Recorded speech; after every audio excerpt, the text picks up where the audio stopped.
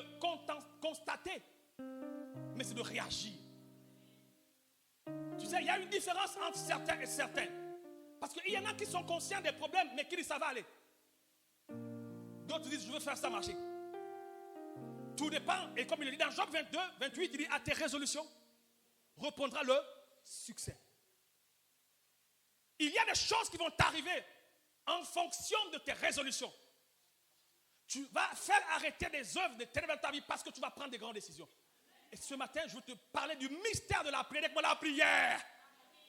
Mais la prière, c'est un ensemble de pratiques, un ensemble d'actions que nous manifestons. Ce matin, on a prié. Les déclarations, c'est la prière. La louange, c'est la prière. Mais je voudrais ce matin, par le Saint-Esprit, parce que, tu sais, mon frère, quand tu viens à l'église, ne compte pas l'heure. Parce que Dieu peut commencer avec toi à l'heure de la fin. Écoute-moi bien. Dieu peut commencer à t'amener à l'heure de la fin. Parce que Dieu est un Dieu qui trie. C'est un Dieu qui trie. Il fait du triage. L'impériosité de cultiver une vie de prière.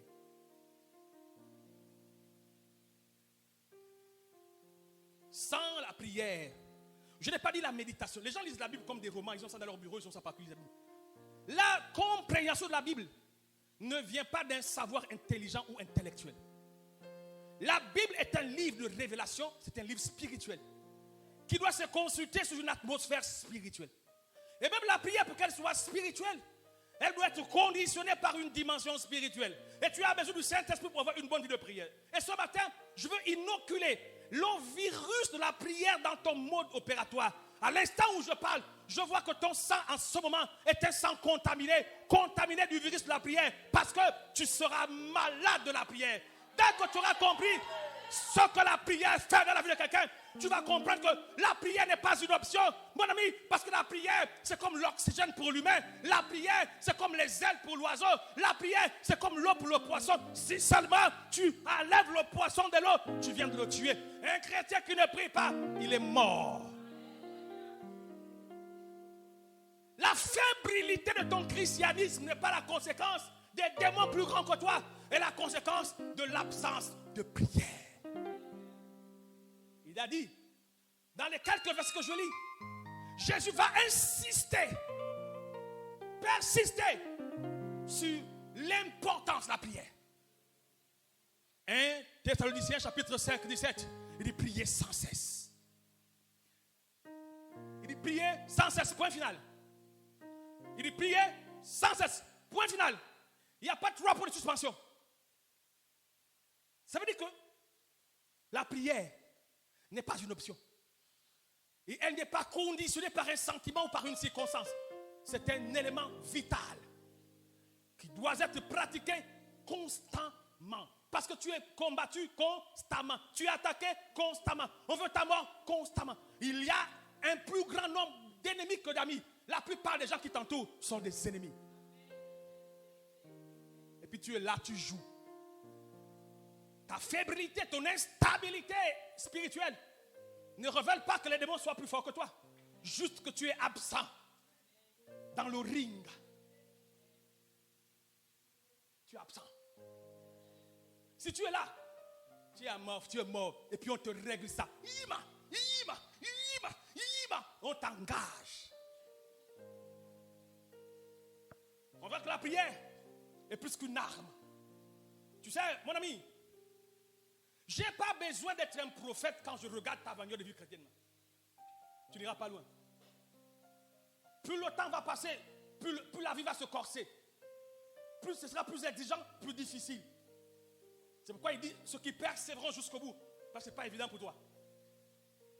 Si tu n'as pas une culture, et c'est pourquoi Jésus, quand on parle de Jésus, il est à la montagne prier. Il dort à la montagne prier. Il descend très tôt, il va prier. Il va dans une désertique, il va prier. Jésus, il va prier. Il est avec les apôtres, il parle, il dit, attendez-moi, j'arrive, il va y prier. Pendant que les apôtres font du congossa, du bricolage, des murmures, des caches, Jésus est en train de prier. La différence qu'il y avait entre Jésus et les apôtres, parce que Jésus était toujours en train de prier, et il était en train de congosser. Il n'y avait personne pour dire, mais Seigneur, amène-moi dans ton lieu de prière. maître va prier. Nous aussi prions. Le maître va prier. À chaque fois. Attendez-moi ici. Je veux prier. Attendez-moi ici. Je veux prier. Et puis il reste autour du feu. Une bande de villageois. Les langues pendantes. Non, tu as vu Jean, il se met sur le pôle de Jésus. Et c'est normal. Pendant ce temps, Jésus prie. On dit que Jésus a opéré sur la terre comme un simple homme. Mais il n'a point péché. Qu'est-ce qui était l'élément catalyseur qui l'a empêché de pécher? La prière. Tu es faible, tu ne pries pas. Tu peux justifier rien. Tu sais, prier, c'est pas parler. Prier, c'est rencontrer le Seigneur. Et je transpire. Je suis énervé. Ha. Je suis énervé. Souvent, je me pose des questions. Mais où est-ce que vous trouvez votre christianisme de fébrilité, d'inconstance? Comment vous faites pour être aussi faible? Comment vous faites pour être aussi faible? Oh, ne parle pas. Ne parle pas. J'ai la réponse.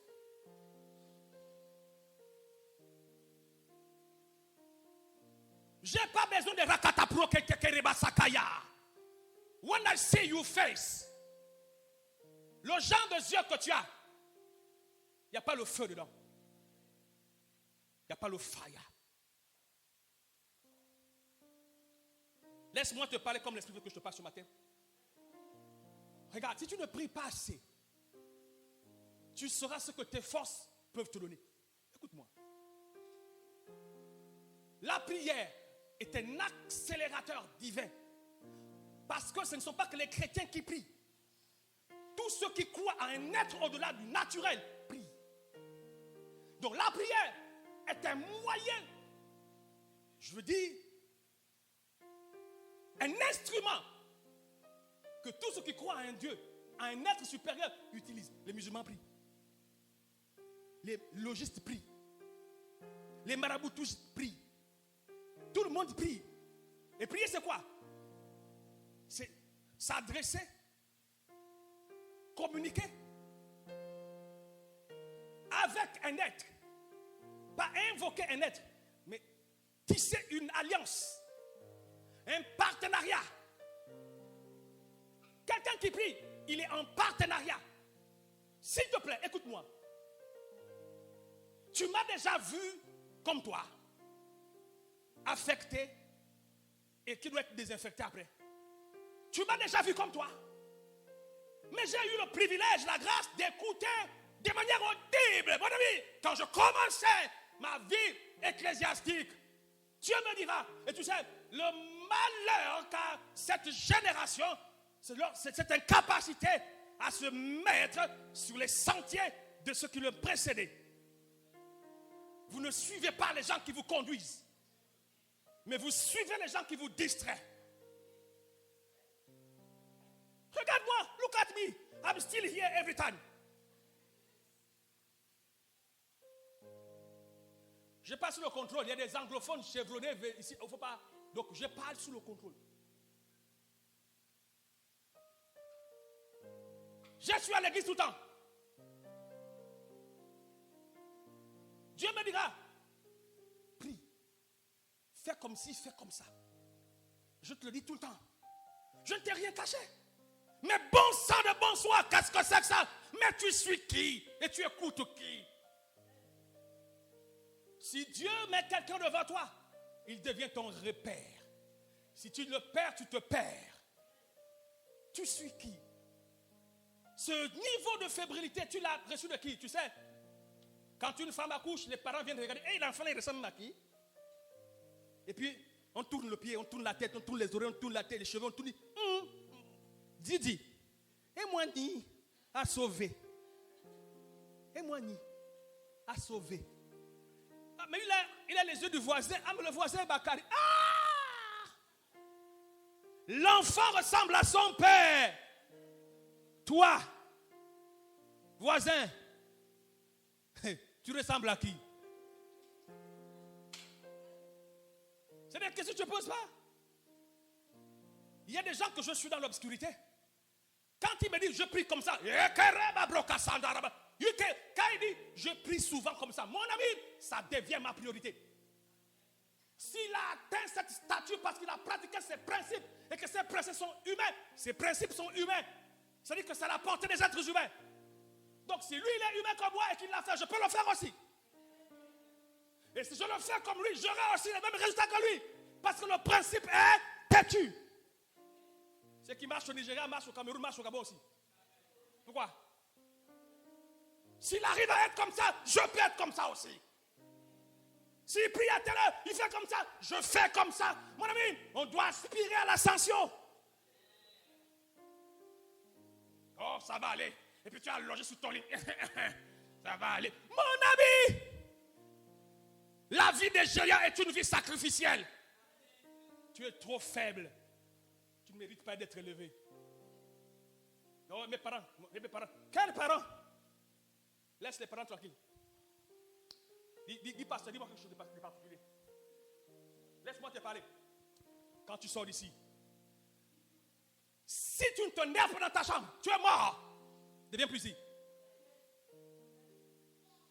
Va dans une église là où bon, ça va aller. Ici, tu es l'instrument stratégique pour le changement de ta destinée. Tu es l'instrument stratégique pour le changement de ta destinée. Tu es l'instrument stratégique pour le changement de ta destinée. Ce n'est pas dit. Ce n'est pas dit. Dieu fera des miracles. Mais c'est dit, avec Dieu, nous ferons des exploits. Ce n'est pas dit que c'est Dieu qui fait seul. C'est avec Dieu. Donc Dieu et moi, un partenariat inéluctable de succès. Parce que je marche avec lui, je deviens la promesse manifeste. Ne t'ai-je pas dit que si tu crois, tu verras la gloire de Dieu? Jacques chapitre 1, verset 2 dit quoi? Mettez la parole en pratique et ne vous bornez pas d'écouter. En vous trompant vous-même pas des faux raisonnements. Mon ami, si ça marche avec les autres, ça peut marcher avec toi. Dis j'aime ça. Il y a trop de fébrilité dans le milieu chrétien. Les chrétiens, si on parle dans la chaîne alimentaire, ils ne sont pas des lions. Ils sont des agneaux. Mais Dieu dit quoi? Il vous envoie comme des brebis au milieu des... Tu n'es pas une brebis au milieu des loups. Tu n'es pas une brebis au milieu de loups. Il t'envoie comme, mais pas en tant que. Ça veut dire, au milieu de loups, tu es un véritable et dangereux loup. Tu n'as que le revêtement. Quand on te voit, tu sembles calme.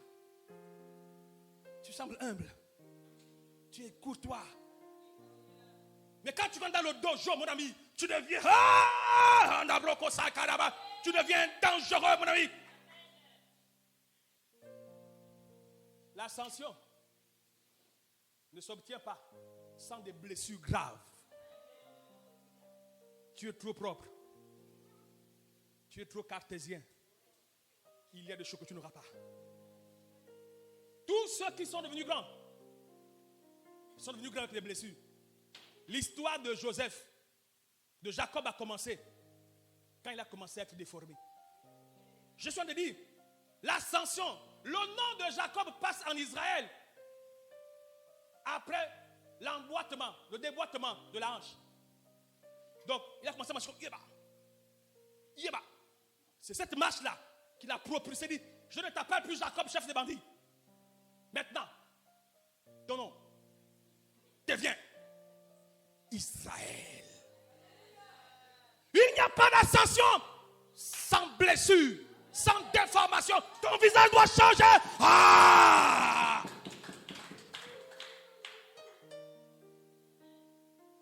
Quand je vois votre christianisme là, c'est normal que les Nigériens soient devant. Tu as vu les Nigériens prier. Tu les vois pendant le culte, mais ils sont debout.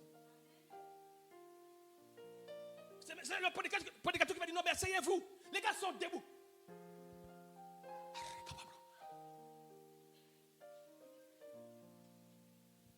Toi, tu rentres propre à l'église, tu sors propre. Quand tu rentres follet, tu sors défollé. Tu es tellement énervé, mon ami. Tu vois comment Satan te fatigue. Et puis tu en as marre d'être fatigué. Et tu veux que ça change. Depuis la salle, tu es énervé. Mais quand je sors d'ici, Satan, je joue au nom de Jésus. Mais, oh, alléluia. Mon ami, alléluia. J'ai dit, toi, tu t'amuses. Mais tu es là comme ça. Tu sais, quand je mets à prier avec énervement, je dis que je peux déplacer un mur.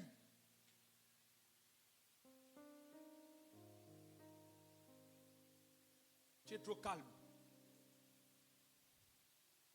Alléluia. Tu es trop calme. Je ne veux pas tout dire aujourd'hui. Je veux juste te motiver à la prière. Je reviendrai mercredi. Et je vais éclater l'information. Je vais expliquer.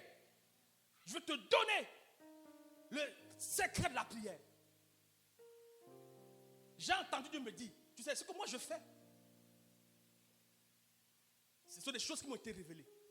Sur le plan financier, sur le plan spirituel, prière, j'ai entendu Dieu me parler audiblement. Tu sais, nous en 10 ans, on a construit des églises. Je connais des églises qui sont en mode avant préparé. 25 ans après, ils se cherchent. Ils sont au salon. Ils se cherchent. Nous, 10 ans après, on a bâti. On ne connaît pas la location. Mais tu sais ce que j'ai entendu?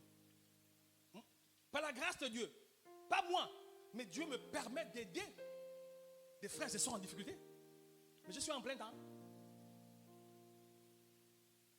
Je roule un bolide. Consommation de carburant. Dangereusement dangereux. Je suis toujours en clim.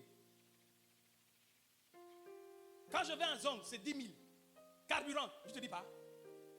Mais on consomme.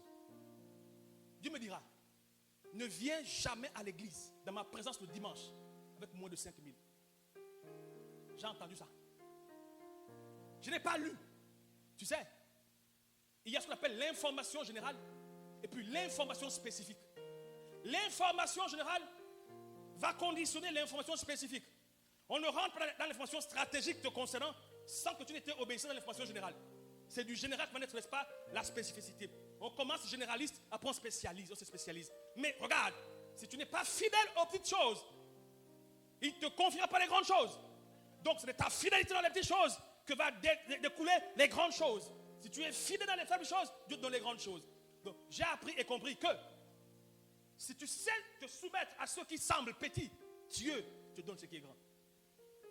J'ai appris à venir à l'église avec l'offrande. Toujours offrande. Toujours offrande. Je ne suis pas de ceux qui s'excusent dans l'incapacité. Tu sais, ce sont les lâches qui s'excusent tout le temps. Et aujourd'hui, les chrétiens, vous êtes chrétiens, vous n'avez pas une vue, une longue portée. Votre christianisme, il est du nombrilisme. C'est centré sur vous. Vous priez là comme alléluia, Seigneur, regarde-moi, je n'ai rien, regarde-moi. Tu n'as pas une vue. Donc tu n'as pas une analyse un peu plus globale. Regarde les chrétiens comment ils sont. Les plus endettés sont les chrétiens. Le plus riche, il n'y a pas les chrétiens. Le plus riche d'Afrique, Aliko Dangote, ce n'est pas un chrétien. Les Jeff, je ne sais pas Bezos ou comment ils appellent les gens qui sont nombreux là. Ils sont nombreux. Le gars qui a acheté Twitter, je ne sais pas comment. Elon Musk, ce n'est pas un chrétien. Où sont les chrétiens qui parlent? Ils ont la vérité, ils ont l'onction. Vois les pasteurs, toujours des tchatcheurs. Oh, il y a des hommes riches, pasteurs, vraiment. Hein? Tu as les gens comme Louis Dépôt. Ils sont nombreux. Hein?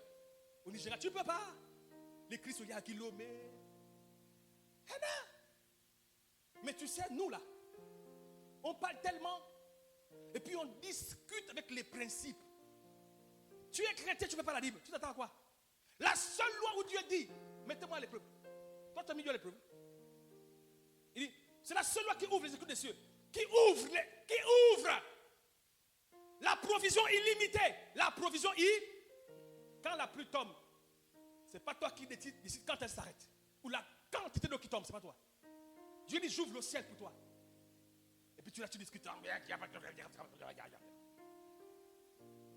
Oh, on a dit que, je dis que. Tu brilles dans une infidélité. Dieu donné, tu t'actives dans une condition d'absence et de carence. Plus tu donnes, plus tu reçois. J'ai appris ça. On a construit les églises. Où tu nous vois là? Maintenant on les pose. On a participé aux offrandes. On ne t'appelle pas. Ah, parce qu'on va en faire offrande. Offrande. On a bâti l'église.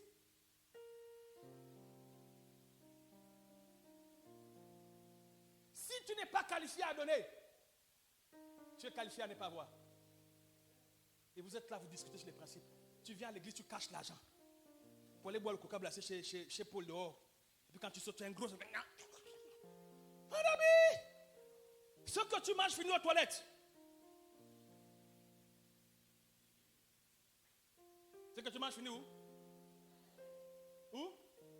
Et puis on récupère ce que toilette. Bien. Continue à tout manger. Dis voisin, continue, fais comme tu veux. Fais comme tu veux aux voisines. Si tu ne veux pas, ne fais pas. Oh. Si tu ne veux pas, fais pas. Rendez-vous d'ici 10 ans.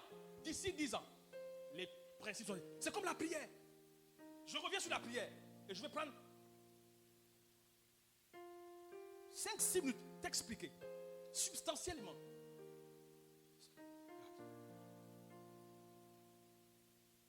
J'ai dit tout à l'heure que la prière était un partenariat, n'est-ce pas?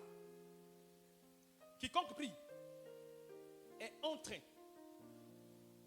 de rentrer dans la dimension pour comprendre ce que produit la prière. La prière est un acte d'adoration pour les adorateurs. C'est la seule chose qui a été demandée formellement par les apôtres. Quand ils ont vu que Jean-Baptiste l'a fait avec ses apôtres, ils ont dit à Jésus, Seigneur, enseigne-nous la prière. Comment prier? Et puis Jésus va dire, quand vous priez, dites notre Père, notre Père qui est aux cieux, etc. Il va donner un peu, il donne l'esprit. La prière. La prière est un moyen de communication intérieur, supérieur, un moyen interactif, développé dans une communion, dans une relation. Donc il n'y a pas de relation avec le ciel sans prière. Je veux dire, il n'y a pas de relation avec les esprits sans prière. Donc la prière est un acte de relation. C'est un moyen de communication, un moyen de communion entre le supérieur et l'inférieur. Est-ce que tu as entendu que Dieu a prié? Ce n'est pas Dieu qui prie. Ce sont les inférieurs qui prient le supérieur. Donc la prière ne vient pas du ciel. La prière vient de la terre vers le ciel. C'est nous qui prions. Mais la prière, c'est quoi en fait? Il faut comprendre de manière substantielle. Il faut connaître la substance qu'il y a dans la prière. Tu sais, les enfants veulent quoi? Ils disent que la foi est une substance. Si tu n'aimes pas prier, je te dis, mon frère, ma soeur, ne force pas la vie chrétienne. Tu ne sortiras pas. La base ou la prière est à la base d'un système. Parce qu'en fait, dans la relation d'adoration, il y a un ensemble de principes et que nous allons développer jusqu'à la fin de l'année. Nous sommes un ministère d'adoration. Et un adorateur se sert des canaux légaux qu'a donné le Père. Donc si tu es adorateur, tu dois avoir déjà une culture de prière. La prière est un moyen de communication, mais aussi un moyen de communion. Donc quand tu pries, tu vas dans la présence de Dieu. Et quand tu pries, tu échanges avec Dieu. C'est de la prière que va découler d'autres éléments. Donc, une relation qui dure dépend du type de communication qu'il y a au milieu. Là où il n'y a pas la communication, même quel que soit le désir, oh, l'homme là, il ne parle pas. Toi, tu ne parles pas, pourquoi? Pourquoi? Un homme qui ne parle pas, c'est un danger public. J'ai appris de Dieu que les instructions ne s'imaginent pas, elles se donnent. Dans une relation, ce que tu veux pas, tu dois dire. Ah, mais je pensais que... On ne pense pas, on formalise. Les humains communiquent. Et il y a une bande des hommes là, ils disent que oh, mon mari ne parle pas. Oh, c'est quoi ça? Fais-le parler. Fais-le parler. Donc, messieurs, avoir un langage lourd dans une relation, c'est créer et provoquer La chute de la relation. Oh mon ami, regarde-moi, regarde-moi. Tu sais ce qui a créé la chute d'Adam et Ève? On ne dit pas qu'Adam et Ève communiquaient ensemble. Ils ont communiqué pour pécher. Adam n'a pas été un éducateur. Il n'a pas su donner les leçons à sa go. Et puis la go a chaviré après. Au lieu de parler avec la go, vu qu'il n'y a pas de dialogue dans la maison, mais la go va parler au voisin. Tu es là, tu joues les bouches, mais bonjour.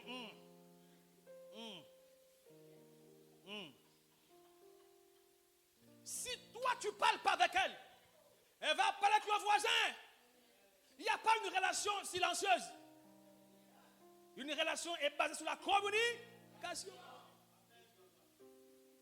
Comment crois-tu que tu es chrétien, tu ne pries pas? Mais qu'est-ce que c'est ce type de relation ça? Mais bon sang. Ah ben c'est normal que tu souffres de crise de péché. C'est normal que tu souffres de crises de colère, de refroidissement, parce que la communication te donne des informations. Et quand il y a échange d'informations, il y a transformation. Mais tu es là. Tu viens à l'église. On dit prions. On dit, il faut parler.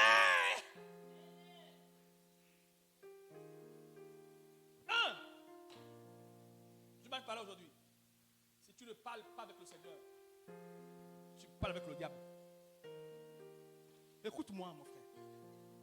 Il y a deux forces. Pas deux. Il y a une seule force. Et puis une pseudo-force.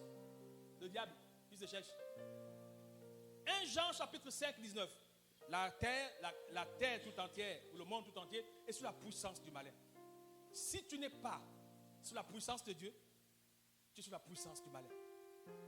Si tu n'es pas en train d'adorer Dieu, tu adores le diable. Ah, moi je ne fais rien. Ce n'est pas grave, mon ami. Ce que tu fais dans le monde là appartient à quelqu'un. Donc le fait pour toi de faire ça révèle que tu l'appartiens. Écoute-moi, mon frère. On ne choue pas accidentogènement. On échoue volontairement. Parce que l'échec vient de quoi? De l'ignorance. Mais ça vient de quoi? Du refus de connaissance. Ceux qui échouent ont fait quelque chose. Et ceux qui ont réussi ont fait une autre chose. C'est quoi la différence? Les résultats. Donc quand quelqu'un joue, c'est qu'il était absent où il devait être pour apprendre. Et quand quelqu'un réussit, il est là où il devait être au bon moment pour avoir les bonnes informations. La différence qu'il y a entre vous et moi, ou entre vous, certains et les autres, c'est l'information. L'information donne le pouvoir. Maintenant, le tout, c'est pas donner l'information parce que l'information seulement ne suffit pas. Avoir la connaissance ne suffit pas. Avoir l'instruction ne suffit pas. Tu fais les études et puis tu es un sorcier. Tu es un immoral. Ils sont nombreux. Ils sont diplômés. Mais c'est des PD. Des lesbiennes. Des buveurs de sang. Ils mangent tout ce qu'ils veulent. Mais pourquoi? Parce qu'en fait, l'instruction est différente de l'éducation. Ce que Dieu fait, il t'éduque pour te rendre meilleur. Mais pourquoi? Pour occuper des positions stratégiques. Les chrétiens, ils ne veulent pas. Quelqu'un cherche le bac à l'église et puis il célèbre le bac au bar. En fait, la prière a disparu chez les chrétiens. C'est pourquoi tous les chrétiens sont faits comme ça. Fatigués, énervés, en colère. Toujours, ouais. Mais pourquoi? Ils ne prient pas. Que Dieu t'aide. Dis voisin que Dieu m'aide. Dis voisin que Dieu m'aide. Que Dieu m'aide. Que Dieu m'aide. On se tient debout, on acclame le Seigneur.